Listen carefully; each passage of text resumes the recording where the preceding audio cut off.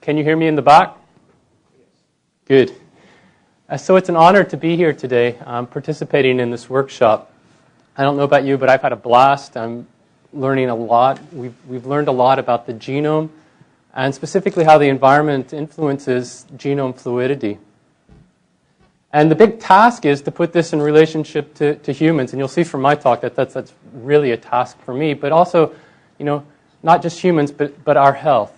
And that's so that those charged with protecting it can gain some traction on these emerging fields in their infancy. And for that, I really want to thank the NIEHS and the NRC for their forethought.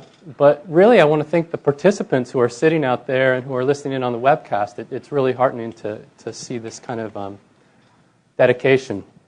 Anyway, our lab takes a little bit different approach here. We're going to look at the effects of the environment on CNV from a population perspective. And, from talk one, it's no surprise that the genome's dynamic. We see new genes that are continually arising via the molecular processes that give rise to duplication events. And we've just heard about some of these and some really good talks. Our group does some work here, but we're really focused in on this part, which is that the fact that their fate is regulated by the population genetic forces that provide fuel for evolution. And here we're not talking, we think of evolution, we think of speciation, we think of biodiversity, but we're also talking about evolution in the fact that it can change phenotypes. And we've heard about rheostats today. Here we're talking about events that can tip the scale from beneficial adaptation to harmful susceptibility. We've seen that from what we're studying in CNV, that there's a lot of it out there, which can act as a platform for these changes. So if we look just from rates, and I want to just add that the table that I put in, I grabbed from Mike Lynch's textbook on the origins of genome architecture, and everything here is scaled towards the time it takes to accumulate a base substitution in a synonymous site. So here we're looking at comparisons of non-functional DNA, and we see that if we look just at a whole, we see that deletion is favored over insertion. And I want to really draw your attention here to the half-lives that are given. Here we're looking, and half-life here is given again in time that it takes to accrue a base substitution along the time it takes for 50% of non-functional DNA to be eroded. So if we look at this, for C. elegans, we see that the half-life of this non-functional DNA is on the is on the order of about a quarter of a base substitution, and we know that takes about somewhere in the order of 10 million years. If we look in mammals, we see that that's 15 times greater. So here we're looking at half-lives that are exceedingly long. But we've also heard from several speakers today about the ENCODE project and how that's changing our idea about non-functional DNA. And I really want to stress that, a lot of this, these results could likely be potentially biased by the fact that there's likely some selection going on here. So if we want to get a true estimate, we need a system where we can relax that selective force. And there's been a few studies that have done this. D. Denver's group out of University of Oregon's done this in C. elegans. And when we look at these types of studies, we see that the excess of insertions over deletions is now observed, but we also see that it's much higher rates. I point this out to say that I think we really need some more studies that are looking in this type of situation to see if this is generally holding true. So what effect does this mutation have on copy number plasticity? We've heard a lot about this. I just quickly want to draw your attention to this bullet 2, because this is a point that was brought out earlier, that the balance between gene birth and death rates is fairly constant. But the genes that are present in redundant copies are continually cycling around. They're continually changing. So in terms of C and V, what are the consequences of copy number plasticity? Well, we've heard that C and V are common. We know that they're alter phenotypes, and we know that they're associated with diseases. So what our group wants to look at, and what we try to address, are what are the evolutionary history of C and V, and particularly, do these important structural attributes of the genome represent a source of variation upon which, ecologically or environmentally dependent selective forces can act? This is just, yes? I'm sorry to interrupt. There's one concept that I'm no clue what you mean by gene birth and gene death, but it seems very central to this. Okay, so these are just simply looking at spontaneous rates of duplications that give rise to a gene from mutation events. The deletions that would remove them from.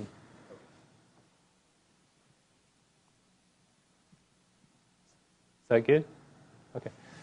So what I put this slide up is really to remind me that to bring out that these evolutionary forces, these selective forces, really put us in context with the environment. So just as we've heard that the environment can influence how the mechanisms by which C and V are formed, the environment also plays a large role in how they're maintained and within populations.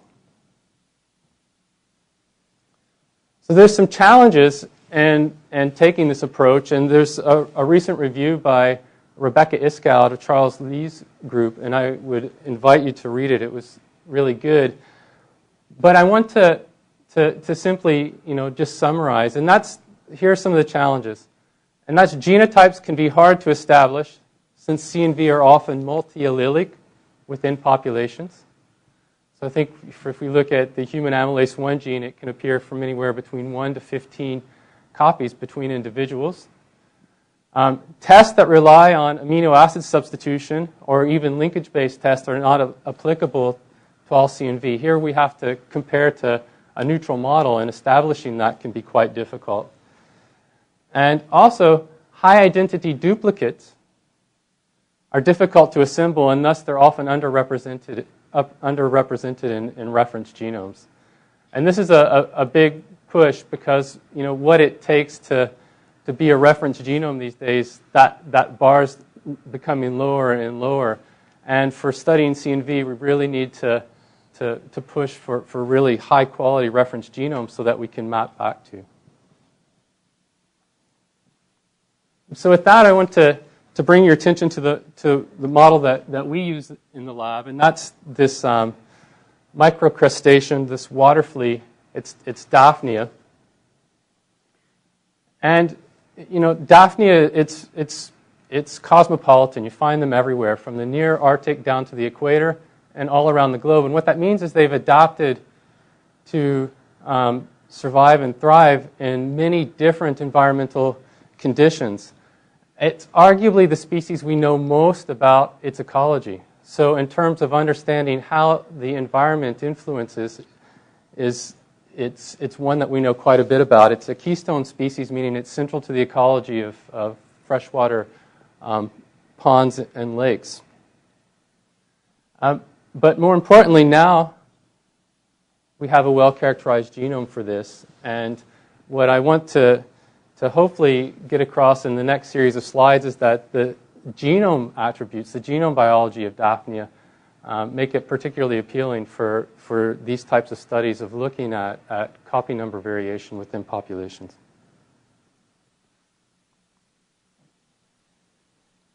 So if we look at our automated gene predictions,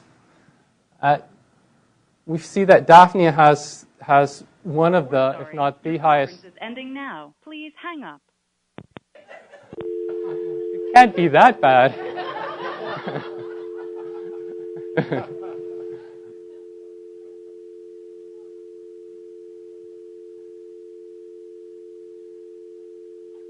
call cannot be completed as dialed. Please consult your directory and call again, or ask your operator for assistance. This is a recording.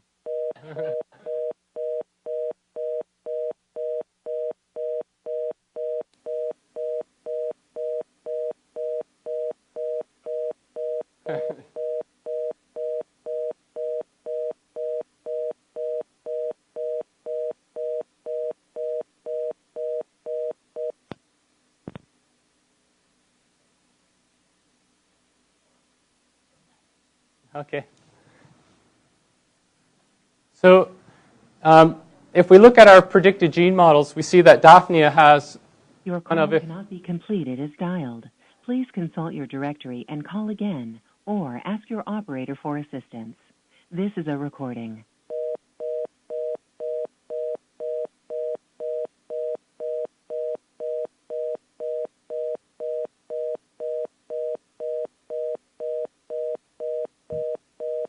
While they're working on that, I can go back and tell you about some of the interesting biology of Daphnia.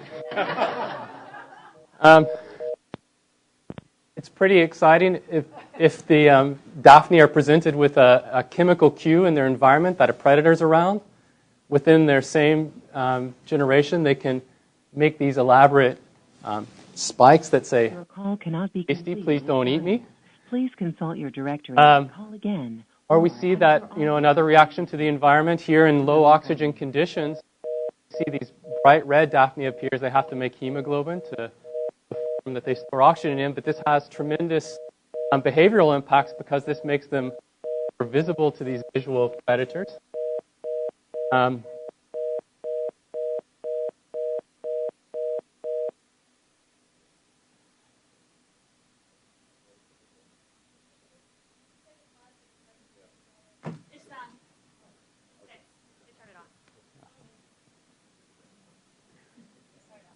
Okay, so we've learned that I can't sing, or else I would have entertained better. So if we look at our predicted gene models, we see that Daphnia has about the largest, if not the largest, gene count of any animal, coming in at 31,000. And what this is attributable to on a structural basis is that it has a very compact genome comparatively when we look at other arthropods. And that the main reason for that are this very small intron size. So from a functional standpoint, the reason why we see this large gene count is because of this extremely large gene orphanage within Daphnia. This is over 40% of the annotated genes fall in this orphanage. But I really want to point out here that while we see this large gene orphanage, we see this Daphnia have, all the genes that they should have. So out of the 716 highly conserved single copy orthologs, Daphnia is only missing 2 of these. So it's a pretty well annotated genome. But if we look at gene duplication, it's the reason for this large Daphnia orphanage is because it has a high rate of gene duplication. 50% of Daphnia genes are duplicates. That's compared to 35% in flies. And 20%, or about half of these 50, are tandem duplicated genes. They fall in tandem duplicated clusters. What this is saying is that this duplication didn't arise out of whole genome duplication, this big burst of evolutionary novelty. Rather, the presence of all these tandem gene duplicate clusters suggests that there's other mechanisms at play. And if we look at gene family copy number versus number of families, we see that it's these Daphnia-specific gene family of expansions that have larger families compared to known orthologs. If we look at the age distribution of these duplicated genes, and here we're looking in Daphnia and C. elegans in humans, And we're going to look at synonymous substitution as a surrogate for time versus frequency of duplicates. We see in humans where we have this big burst of evolutionary novelty that are these whole genome duplicates in our past. We see in C. elegans this very choppy, this non-steady rates of duplication. But in Daphnia, we see this steady but increasing rate of duplication that's remained relatively unpunctuated through time.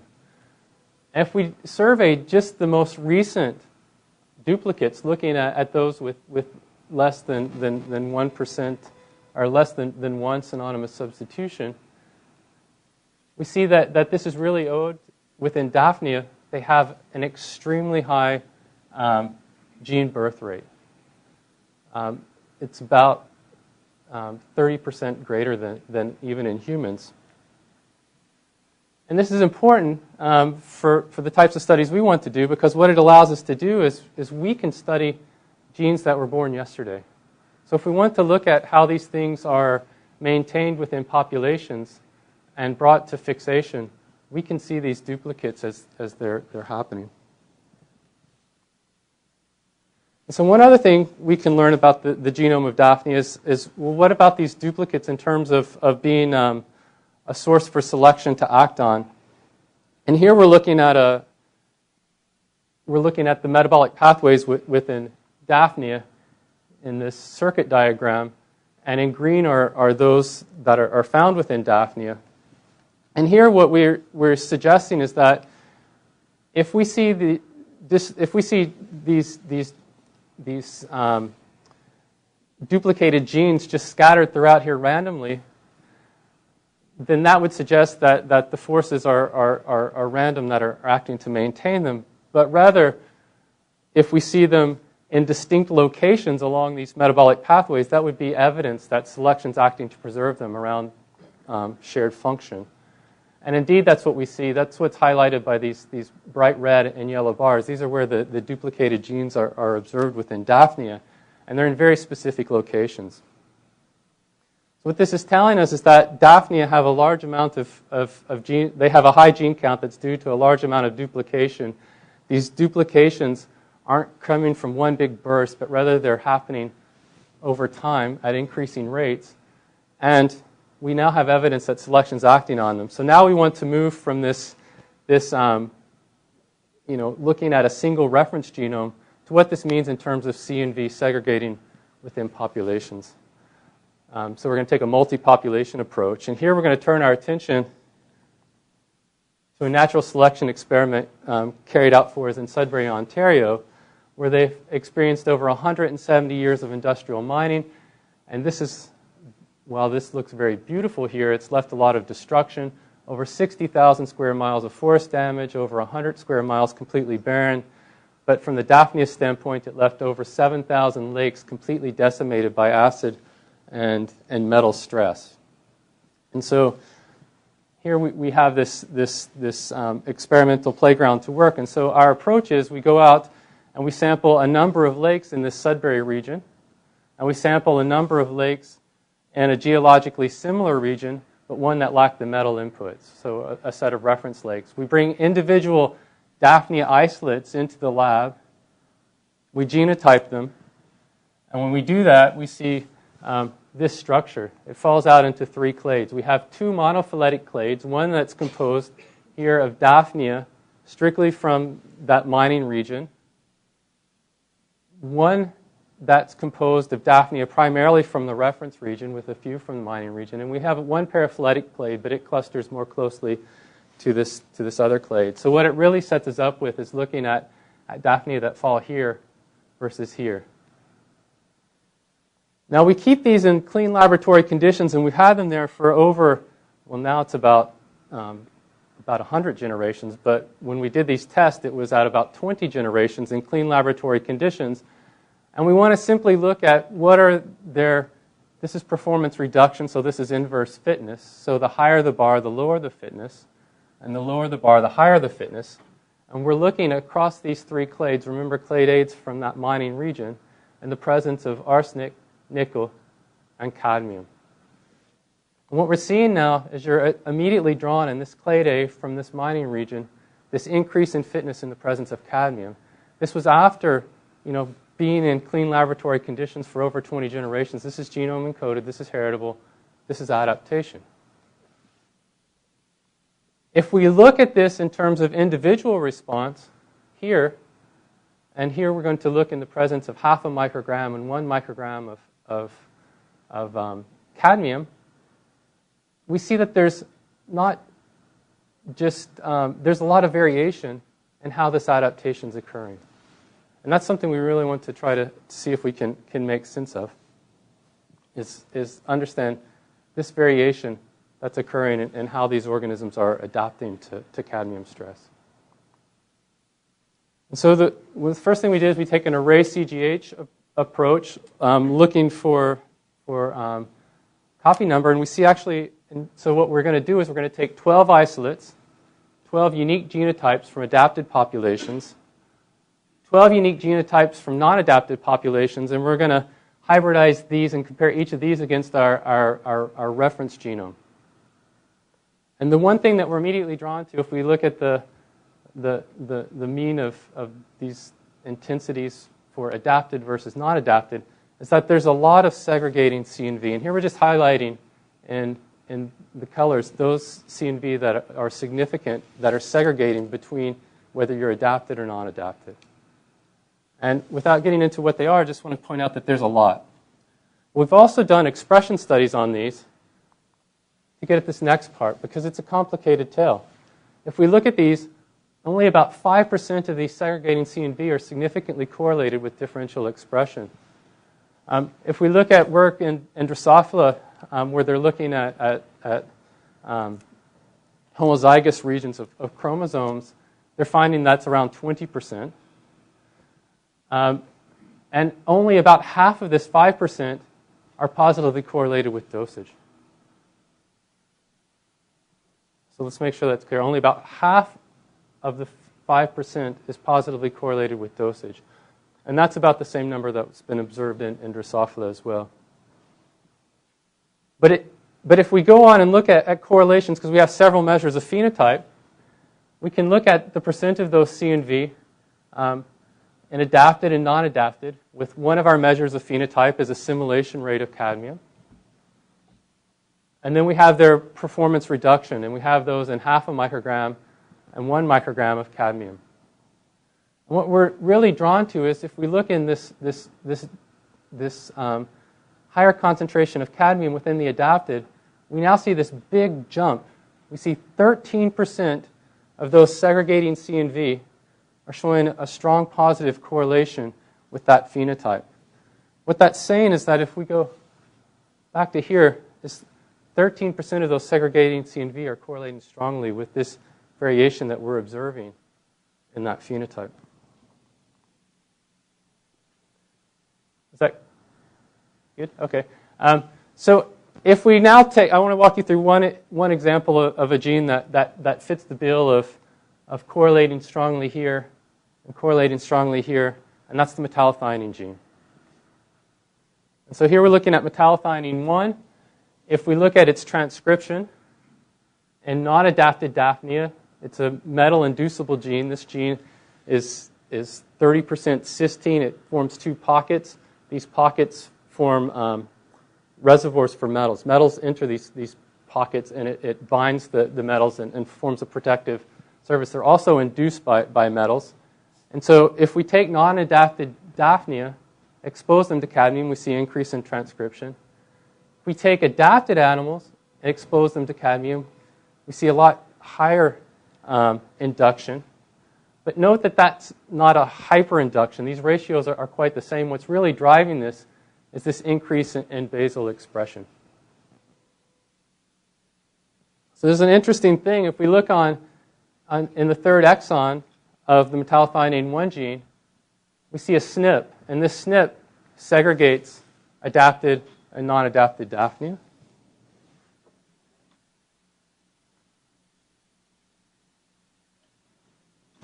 And if we look even closer now and look at here we're looking at copies of the gene for this SNP, whether you're a T variant or a C variant, we see increased copies of the T variant that are associated with these adapted isolates. And we know we can measure expression of these. We know they're functional. And we know that they're also functional in the sense that in adapted animals, they hold a higher cadmium burden than in non-adapteds.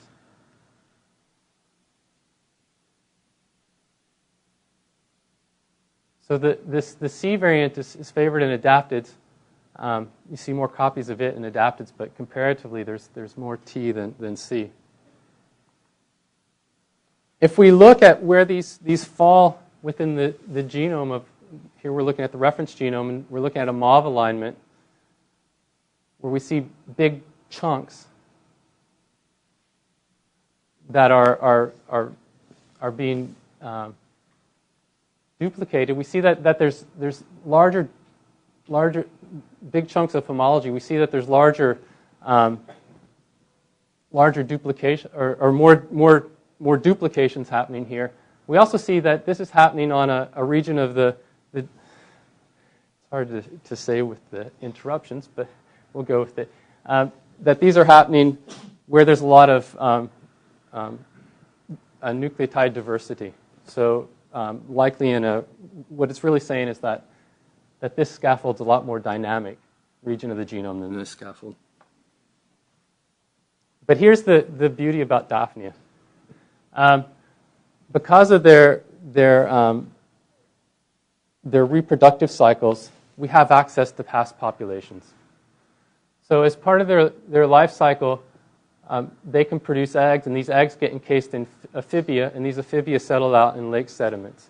We can core lake sediments and use paleolimnological techniques where we can date these sediments, and we can go back through time and access not individuals, but access populations. And so that's pretty exciting. And I'll just cut straight to the chase. We've done this in a lake that was extremely metal polluted. It was probably what I refer to as the epicenter of cadmium pollution in Sudbury. This is Hannah Lake. And if we look at Hannah Lake prior to metals, we see between that T and the C variant of metallothionein 1, we're down here.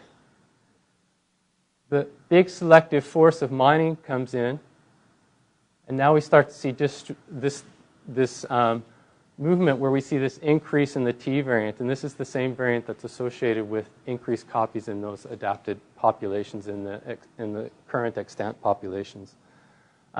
We're working to fill in these gaps now, only we're doing this not at just looking at metallothionein. We now have these isolated from working on about every 10 years, and we have them going back, to about the 1400s, and we're going to be doing population genome sequencing to really look at how this is segregating within these natural populations.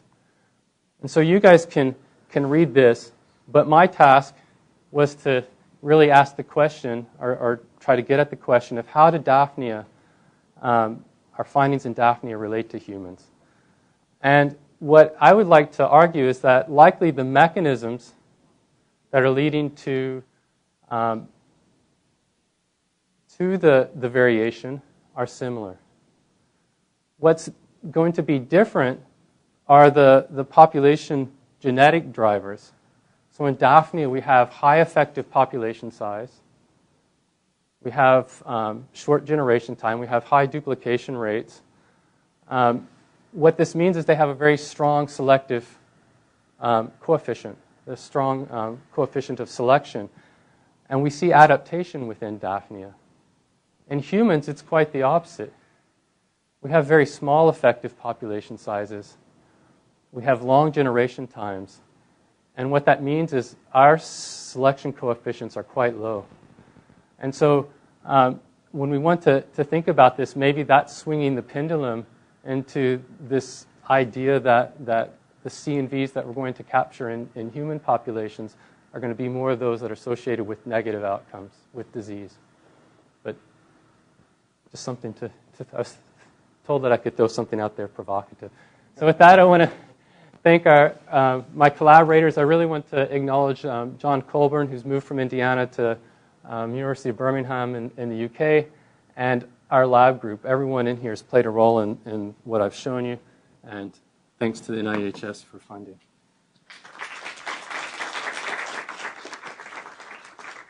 So I guess this could lead to an interesting discussion of the possibility of using Daphne as some sort of a screening tool for agents. Is it a short question? Because we're really over time. It is a short question. I think it's very important. You point on the short, with a small population size with human. This is very important in our thinking and why genomics is going to be so important in medical diagnostics. But the other side of that coin, with the short generation times, nobody comes to the doctor because they're too smart or they play the violin too great. You know what I'm saying? So we can pick out the ones from the population that have the CNV that causes the problem. But maybe there's a de novo CNV that causes perfect pitch too. And maybe just like 1% of the population has intellectual disability, the other end is de novos also. But you never screen. Or maybe happiness, right? Maybe happiness. But I think you raised the question earlier that makes it really critical to understand what those de novo rates are. That's right. Because the other thing with Daphne is that we have populations that vary in those population genetic parameters, so we can test hypothesis around that very assumption. Okay, let's move on then.